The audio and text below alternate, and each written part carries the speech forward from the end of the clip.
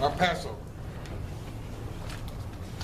But to fully appreciate that statement, you have to go back to the Old Testament, to the record of God, and look at Passover.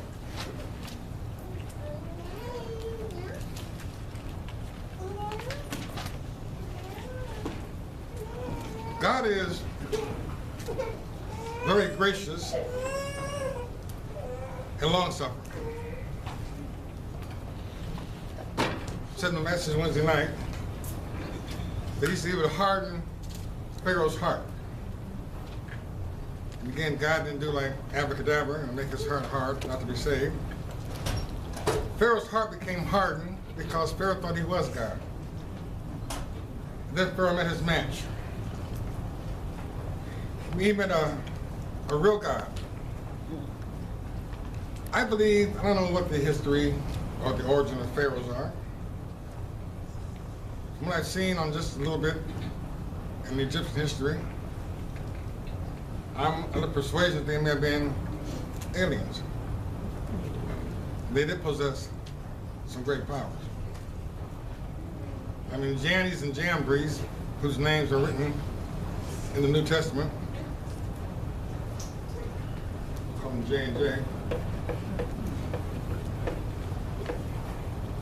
This says they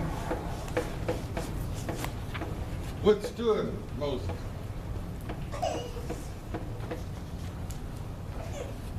That's a nice word for they got Moses away in Egypt. They were for Pharaoh. And Satan does have powers, which appear to us to be magical powers. That's why in God's word, he forbids practices like sorcery, witchcraft, so on and so forth, because they're real and because they work. But as it is with everything that Satan has received that he shouldn't have, when he gives the truth, that's he gave Satan a reprobate spirit. He also gave him a lot to use magic, but it's used in the wrong way and for the wrong purpose. When Moses went to Egypt, got to Pharaoh's court, at the red bush, at the burning bush, God gave him a demonstration of his power. He said to Moses, he said, "What's in your hand?" And Moses said, "A rod." And God said, "Throw it on the ground." He threw his rod down the red bush and became a serpent, a living serpent. That would have scared me to death. Not so I did this a snake, I'm scared of snakes. But to see this piece of wood suddenly become a living thing and able to kill him. Then God says, "Now reach for and take it by the tail." You might handle snakes. No, you do not handle a snake by the tail.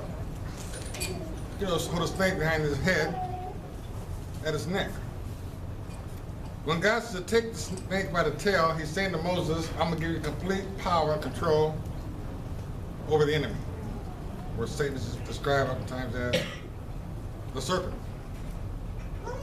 He got to Egypt having no idea that God's going to use the same demonstration under Pharaoh's court. And when Pharaoh resisted the request of Moses, Moses took his rod and threw it on the ground in the palace. The same thing happened in the serpent. And Jannes and Jambres, who were called for, had the rods too. They threw theirs down. And their rods became a living serpent. One power is done by the power of God, the other by the power of Satan. It's been often asked, did their rods actually become serpents? And if that's the case, then Satan can create life. I don't know. I tell you what I believe, it's not from the Lord, but what I believe is that an illusion of their rods being turned to serpents took place in that palace. Only difference was that Moses serpent swallowed theirs. Do you think the Janus and Jambres haven't seen that? We'll just back up. Let it go. The next plague Moses worked, the next miracle he worked, was turn the water into blood. And Janus and Jambres said, ain't nothing. And they smote the rivers and turned them to blood. I think the next one was frogs. Caught on frogs on the land. And Janus and Jambres called for different kind of frogs.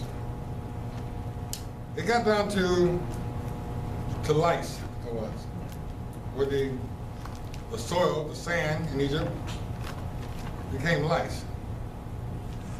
I think it's been creeps, just think about it. If you ever had been infected with lice before, or know someone has had lice in their hair or whatever, lice is no joke. Now imagine the ground you walk on is lice. Janus and Jambres couldn't imitate that one.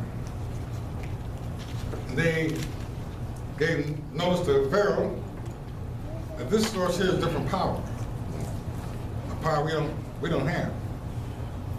Had Pharaoh been smart at that point, he'd have said, all right, and let him go. But Pharaoh couldn't give up because he's God. The moral of that story is that Satan is an intelligent being. He can learn. I was watching this program the other day, it really shook me up, about these robots they're making. They're able to learn. They said they can actually communicate with other robots.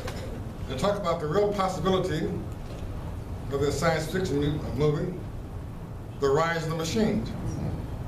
They said we put ourselves in a position on the earth with our technology, that our technology is in the place now that can actually take over and fight against us. And that's the scary part of that movie. I brought you a picture a few months ago of an insect. It was actually a robot. They have insects that can do surveillance, fly into your house, check your house out. The one in that picture I showed you, when I came to the back door last week, I didn't see it around the door when I came in, but one came right behind me. And it looks like a great big mosquito.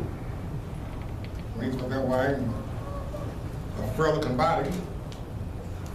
Until he hit up the room, and went down to the floor, and rose back up again. And now it's serious, we should have both on this bud. We finally got it down. I got in the room, and I walked on the room versus her. And she was dead. She's getting back and up and back and up. Another room, and back up again. I said, what kind of insect is this? We finally killed it by getting down to the floor, and I actually smashed it and watched his body break apart. But I had an eerie feeling inside that wasn't there. It just got dismembered. It happened 3 times last week. The same bug coming to the back door. I noticed before that in the garage, in the house too, a certain kind of fly would come in. It didn't fly like other flies. It's got my attention. It flew low to the ground. It didn't make any noise. There's no buzzing with it.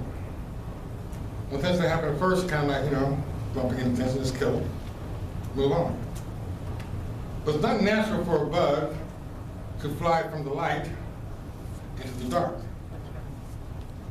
They don't do it. Go to the dark space, that's the best way to get a flyer from your house, is open the door, they see the light, and they go to it.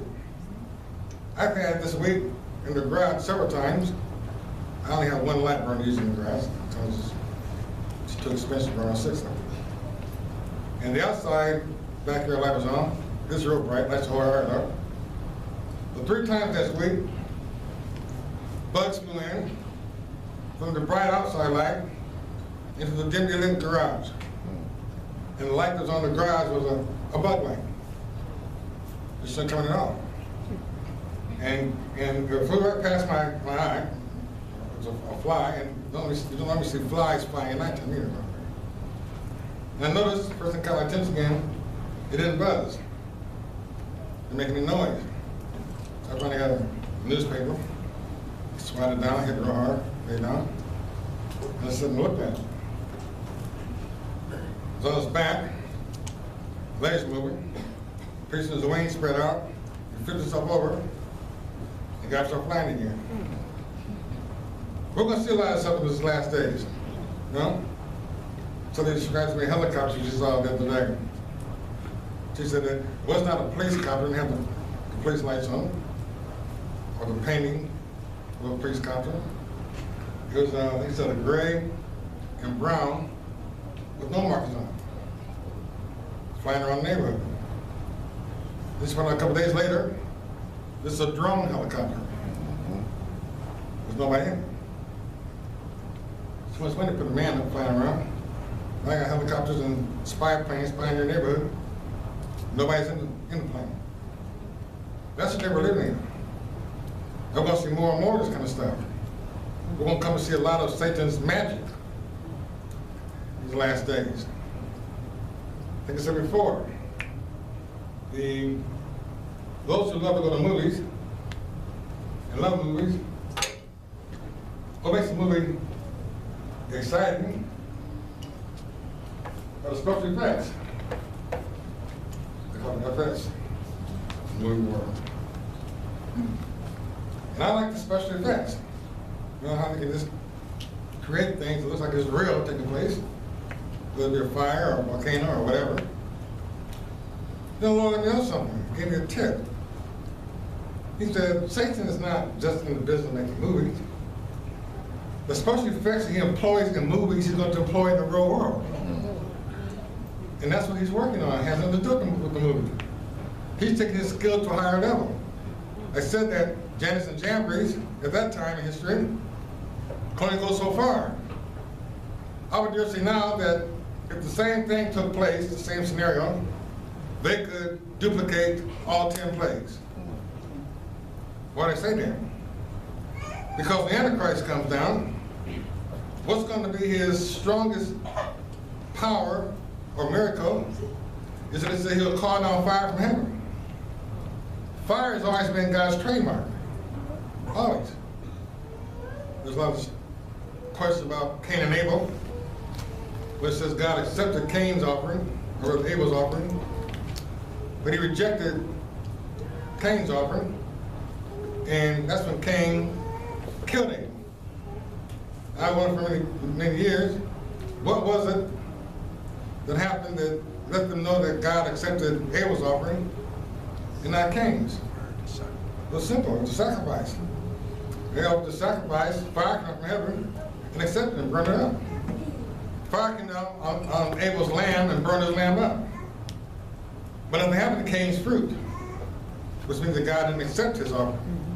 That's when Cain got upset and God said, why are you wrong? Why is your countenance fallen? He said, you do what's right, bring me an offering, I'll accept yours. If not, he said, sin lieth at the door. That word sin means, he said to him that destruction is coming your way.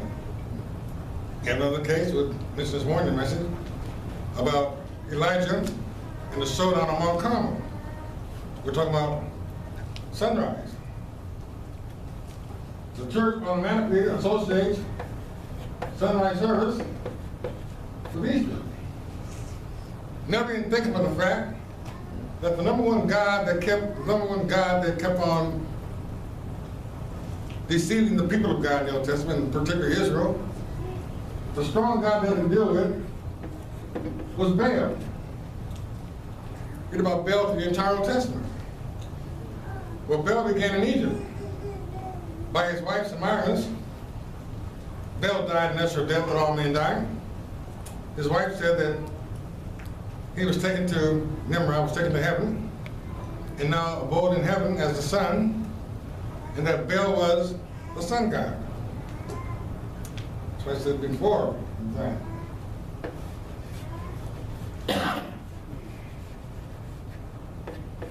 Christmas tree. We decorated. Ornaments. Now the ornaments have gotten a lot more ornate over the years. But for those who grew up in my era, we had just plain, shiny balls on the tree. Some little ones, big ones, and what have you. And the balls were not actually balls, they were orbs. They represented the sun. Some of the Christmas trees in the past, they actually put candles on them.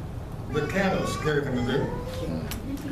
Like you just cut down one down fresh, throw out the woods, and it's got snow or anything on it. And moist, they can stand the candle for a while. But it's in honor of the sun god. These pictures, these Christmas pictures, little kids bring home from Sunday school. All the good people got little halos around their head. It's not a halo. It's the sun. It's Baal, Nimrod. And so today, a lot of churches observe sunrise service under the impression that he got up at sunrise. And again, God allows a person to have their wrong impression if they persist in it. So God wrote the story about the resurrection and the crucifixion. He goes from the burial to, on the first day of the week, early in the morning, last Sunday. The woman came to the tomb. Their big concern on the way to the tomb was who's going to move the stone for us. Then they got there and said the stone was rolled away already. And the idea is planted firmly in the mind of the casual believer that that's when Christ got up. There was an earthquake, angels came down, rolled the stone away, and Jesus came forward out the grave on Easter Sunday morning. It says in the scriptures when it's dark, prior to sunrise, very early in the morning the first day. So they think that's when he got up, on a Sunday. And again, if you're going to be a follower of Jesus, you follow his word. His word said, I'm going to be in the grave 3 days and 3 nights. He didn't mean part of Friday, all day Saturday night, and get up Sunday morning. That's 2 nights at best. Not really 2 full days. Monday, 4 days Saturday, partial Friday, noon crucifixion and buried at 3. Then real partial on Sunday, just a few hours. That's not what he said. And the church believers today have taken the attitude that that's close enough. God doesn't do anything close enough. Close enough is for Satan. No expression. You say close enough doesn't work except in horseshoes. You toss horseshoes, you can get close enough and score points. Other than that, it doesn't cut it. God never is close enough. He means what he says what it means, and any derivation from that is not God working. On this thing about Passover, it's exactly what the name means. Pass over. After they did the plagues and Egypt and everything, and they still had to go, it says in chapter 12, Exodus 21, then Moses called for all the elders of Israel and said unto them, draw out and take your lamb according to your families and kill the Passover. And you should take a bunch of hyssop and dip it in the blood that is in the basin and strike the lintel and the 2 side posts with the blood that is in the basin. And none of you shall go out at the door of his house until the morning. For the Lord will pass through to smite the Egyptians. And when he seeth the blood upon the lintel and on the 2 side posts, the Lord will pass over the door and will not suffer the destroyer to come in unto your houses to smite you. This is the great story of salvation. It's a record of God. that took place